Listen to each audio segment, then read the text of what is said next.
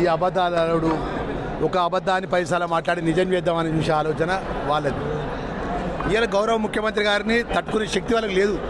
రేవంత్ రెడ్డి గారిని శక్తి లేక ఏమంటున్నా అంటే కాంగ్రెస్ పార్టీ ఏం చేసింది, ఇప్పటి నుంచి తిరిగి నువ్వు ఏం 40 గెలిచినవా అని అడుగు. ఎక్కడికి రమ్మంటావు చెప్పు, మా ధర్మపురికి రాయిపోదు. 105 మంది సర్పంచ్ స్టేజ్ వేదిక మీద కూర్చున్నబెట్టు.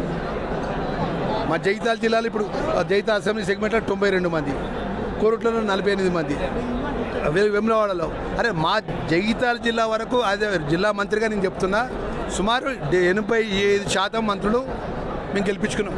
ఆ విధంగా 33 జిల్లాలో ఒక క్లియర్ తీర్పు ప్రజలు ఇచ్చినాక మొన్న నువ్వు జూబ్లీస్ ఎలక్షన్స్ ఏం మాట్లాడినావు? నువ్వు జూబ్లీస్ ఎన్నిక ముఖ్యమంత్రి రేవంత్ రెడ్డికి చెంపపేట అవుతుంది, ఇది ఖచ్చితంగా గెలిచి తీరుతాము, మాదే విజయము, మేము తప్ప మొగోళ్ళం ఏమో లేవు, మాకంటే ఎవరు లేని తొడలు కొట్టింది. ఏమైంది? తొడలు కొట్టింది ఏమైంది? ఛాతి కొట్టింది ఏమైంది?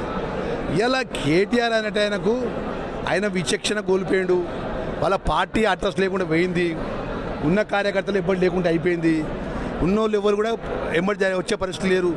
ఏదో విధంగా ముఖ్యమంత్రి గారిని ఏకవచనంతో మాట్లాడాలి, ఎక్స్ప్లైట్ చేయాలి, ఒక అబద్ధాన్ని 10 సార్లు మాట్లాడాలి అని చెప్పి ఆలోచన తప్ప ఏ ఊరికన్నా, ఏ మండలం కన్నా, ఏ నిజవర్కన్నా, జగిత్యాల జిల్లా వరకు నేను ఉదాహరణ చెప్పిన.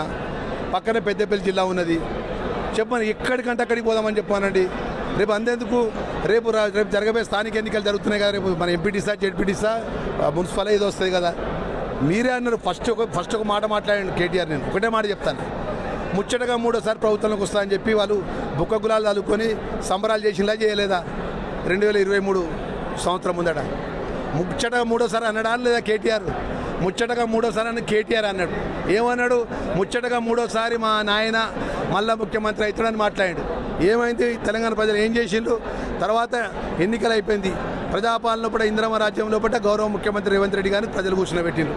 నాలాంటి సామాన్య కార్యకర్తలు ధర్మపురి ప్రజలు కూర్చునబెట్టిండు ఎమ్మెల్యేగా. తర్వాత ఏమైంది? పార్లమెంట్ ఎలక్షన్ వచ్చింది. పార్లమెంట్ ఎలక్షన్స్లో ఏమన్నారు?